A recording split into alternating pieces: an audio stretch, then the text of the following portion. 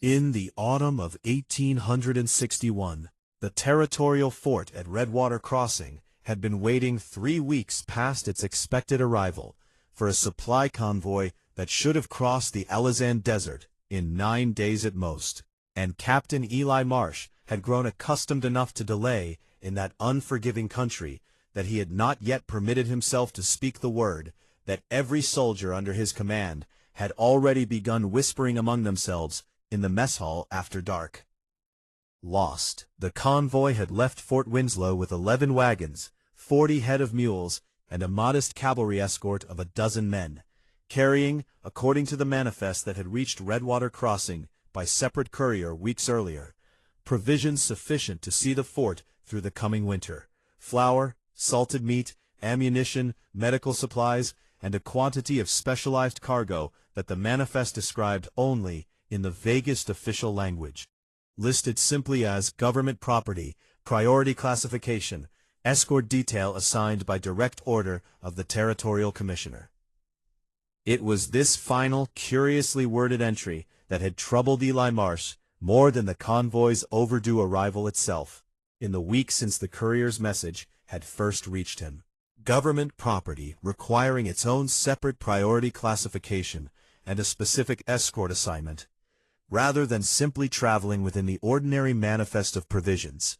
suggested cargo considerably more sensitive than the routine flour and ammunition that made up the bulk of any frontier supply run. He had sent 2 scouting parties out along the convoy's expected route in the weeks since its overdue arrival first became a genuine concern rather than a merely inconvenient delay, and both had returned with nothing: no sign of the wagons, no trace of the mules or the men who had driven them, nothing beyond the ordinary emptiness of a desert that swallowed careless travelers with a regularity the fort's soldiers had all grown grimly accustomed to across their years of frontier service. It was Sarah Whitcomb, a young widow who had traveled to Redwater Crossing that same autumn to take up a position teaching the fort's small collection of officers' children, who finally found what 3 weeks of proper military scouting parties had failed to locate, though she had not set out that morning with any intention of searching for a lost supply convoy at all. She had gone walking that particular morning, as she had taken to doing most mornings since her arrival at the fort some 6 weeks earlier, along a dry wash that ran perhaps 2 miles beyond the fort's outer perimeter, drawn by the particular solitude the desert's early morning light offered a woman still working through the fresh grief of a husband lost to fever the previous spring, a grief that made the crowded, watchful company of the fort's small garrison considerably harder to bear than the desert's honest, indifferent emptiness. She noticed, perhaps a mile and a half into her walk, a peculiar disturbance in the wash's sandy floor, a long, straight furrow that ran considerably too regular and too deep to be any natural feature of the desert's shifting terrain, and something in the particular shape of it, some half-remembered childhood knowledge of wagon ruts from her own family's journey west, years earlier, drew her forward along its length with a curiosity that overcame her better judgment about wandering further from the fort than her morning walks typically carried her. The ruts led her, over the following hour of careful, increasingly urgent walking, to a shallow box canyon she had not known existed, tucked into a fold of the desert's rocky terrain in a way that would have been entirely invisible from any of the fort's usual patrol routes. And there, in the canyon's deep morning shadow, Sarah Whitcomb found the 11 wagons of the lost supply convoy, exactly where they had apparently come to rest weeks earlier, their canvas covers torn and weathered by wind, but otherwise remarkably intact. There were no mules, no evidence of the men who had driven and escorted the convoy across 9 days of expected desert travel. Only the wagons themselves, standing in careful formation as though their drivers had simply stepped away for a moment and never returned. And Sarah stood at the canyon's entrance for a long moment, torn between the urgent need to return immediately to the fort and report her discovery, and a curiosity she could not quite suppress about exactly what cargo had proven important enough to warrant the mysterious priority classification that had so troubled Captain Marsh in the weeks since the convoy's overdue arrival first became known. She approached the nearest wagon carefully, some instinct of caution overriding her curiosity enough that she moved with deliberate slowness, watching the canyon's shadowed edges for any sign of the danger that might have claimed the convoy's missing men, and pulled back the torn canvas covering to reveal not the ordinary flour and ammunition she had expected, but a series of heavy wooden crates, stamped with markings she did not immediately recognize, sealed with a care and precision that spoke unmistakably of cargo considerably more significant than routine frontier provisions. Sarah returned to Redwater Crossing, moving at a pace considerably faster than the careful, contemplative walk that had carried her out that morning, brought her to Captain Marsh's quarters within the hour, breathless and dust-covered, with an account of the discovery that he received, at first, with the particular skepticism of a career military man unaccustomed to a schoolteacher's word carrying the weight of a proper scouting report. "You're certain of what you saw," he said, though the careful attention in his questioning suggested he was already weighing the possibility that her account, however unlikely its source, might prove more reliable than the failed searches his own trained scouts had conducted across the previous weeks. "I am entirely certain, Captain," Sarah said,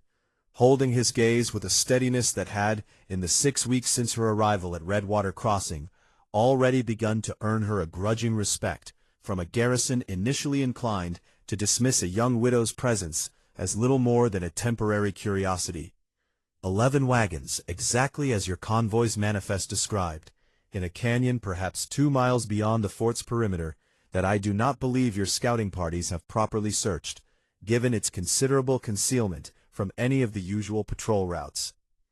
Marsh assembled a proper expedition within the hour, a dozen men under his own direct command, insisting, over Sarah's own quiet objection, that she accompany them to guide the party directly to the canyon's location, rather than attempting to describe its position with sufficient precision for the men to locate it independently. The canyon, when the expedition finally reached it some 2 hours later, presented Marsh and his soldiers with exactly the scene Sarah had described. 11 wagons, standing in careful, undisturbed formation, weathered by weeks of exposure, but otherwise intact, with no sign whatsoever of the mules, the drivers, or the cavalry escort that should have accompanied so significant a convoy across the desert crossing. "No bodies," Marsh said, his voice carrying the particular flat, careful tone of a man working through implications he did not yet fully understand. "No sign of struggle, no evidence of Indian raid or bandit attack, which is what I confess I expected to find, given how thoroughly this convoy has simply vanished these past weeks." The soldiers moved carefully through the wagons under Marsh's direction, and it was Sergeant Daniel Cole, a career soldier whose steady, methodical competence Marsh had come to rely upon across several previous frontier postings, who first pulled back the canvas covering on the wagon Sarah had already examined that morning, revealing the same series of heavy, carefully sealed crates that had first drawn her curious attention. "Government markings, sir," Cole said, examining the crate's stamped labels with a careful frown, "but not standard quartermaster issue. I've hauled enough supply convoys in my years to recognize the ordinary marks, and these aren't them." Marsh had one crate pried open under his own careful supervision, and the contents, once properly revealed, brought a silence over the assembled soldiers that Sarah, watching from a respectful distance the captain had permitted her to maintain, found considerably more unsettling than any dramatic reaction might have been. The crate contained a series of carefully wrapped metal cylinders, each perhaps 2 feet in length, marked with symbols and instructions that none of the assembled soldiers, including Marsh himself, immediately recognized, alongside a quantity of technical documentation written in language dense with scientific and engineering terminology far beyond the ordinary military correspondence any of them had previously encountered. "What in God's name," Marsh said quietly, examining one of the documents with a growing frown, "were we hauling across this desert?" The documentation, once Marsh had carried it back to the fort and enlisted the careful assistance of the garrison surgeon, Dr. Isaac Bellwether, a man whose considerable education and scientific curiosity had made him, in his years at Redwater Crossing, something of an intellectual outlier among the fort's otherwise practical military company. Revealed a story considerably stranger than any ordinary supply convoy's contents should have carried. The cylinders, according to the careful technical documentation that Bellwether spent the better part of 2 days translating from its dense scientific language into something the fort's practical military minds could properly understand, contained an experimental incendiary compound developed by a small research program operating under direct authorization of the Territorial Commissioner's Office, intended, according to the documentation's careful official language, for eventual military application against fortified positions that conventional artillery had proven inadequate to properly breach. "This is considerably beyond my own expertise," Bellwether admitted, laying out the translated documentation across Marsh's own desk with evident unease. "But what I can tell you is that this compound, according to its own developer's careful notes, carries a volatility that requires considerably more careful handling than the convoy's ordinary escort would have been equipped to provide, should anything have gone wrong during the desert crossing." "You're suggesting an accident," Marsh said slowly, working through the implications with evident reluctance. "That the convoy's disappearance had nothing to do with hostile action at all, but rather some manner of accident involving this experimental cargo." "I'm suggesting," Bellwether said carefully, "that we examine the wagons and the surrounding canyon considerably more closely than our initial expedition permitted, looking specifically for evidence that might support or rule out exactly that possibility. The second, more thorough expedition to the canyon, conducted over the following week with Bellwether's own careful scientific oversight, eventually revealed evidence that Sarah, accompanying the party at Marsh's specific request, given her role in the original discovery, found considerably more troubling than the mystery of the cargo's exact nature.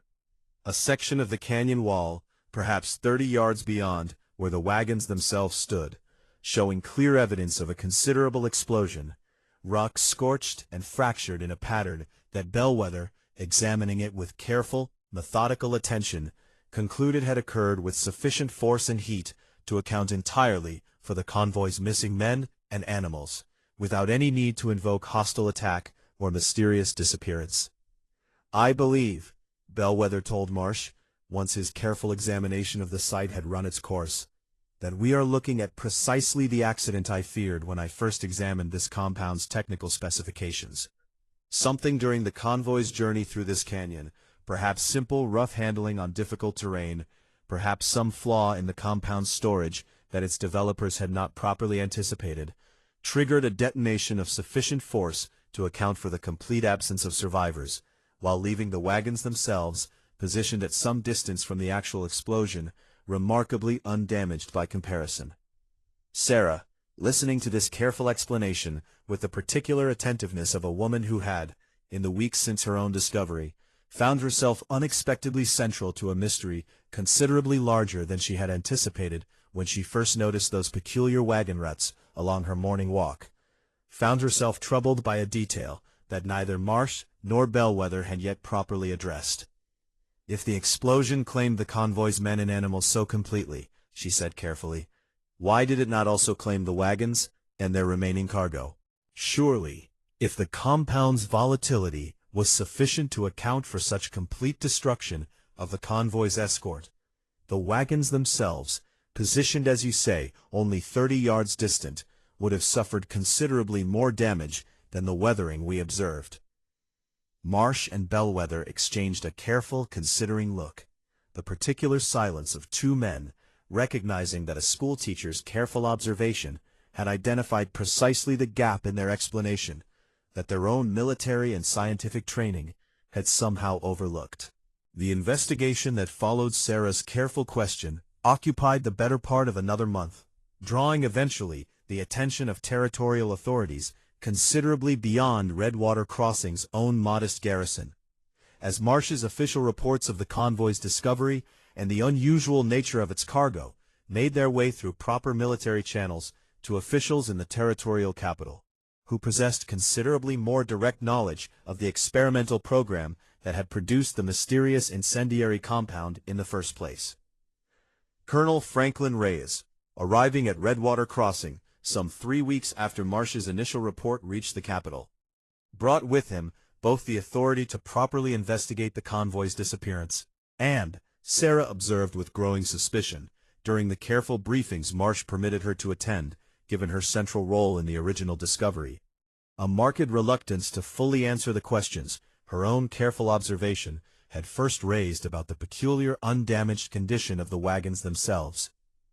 "The matter is being handled through proper channels," Reyes told Marsh and Bellwether both. During a meeting Sarah attended, at Marsh's specific insistence, over Reyes's initial objection to a schoolteacher's presence at what he clearly considered strictly military business.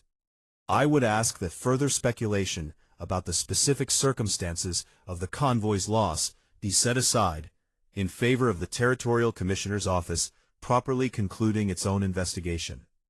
"With respect, Colonel," Sarah said, drawing on the same steady confidence that had first earned her a measure of the garrison's respect in the weeks since her discovery, "I do not believe proper investigation should require setting aside legitimate questions simply because they prove inconvenient to answer. The wagons showed damage entirely inconsistent with an explosion sufficient to account for the complete loss of the convoy's escort.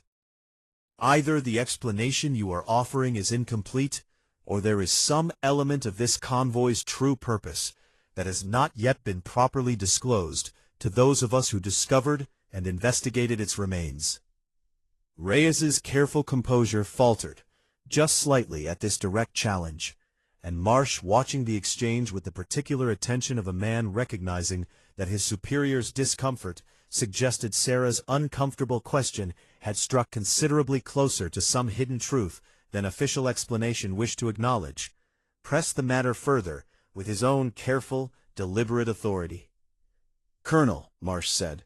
"I have served this territory faithfully across considerable years of frontier posting,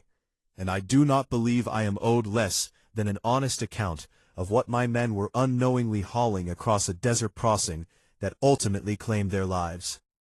If there is more to this convoy's purpose than the incendiary compound's technical documentation revealed, I would ask that you share it plainly, rather than asking this garrison to accept an incomplete explanation simply because official channels find the complete truth inconvenient."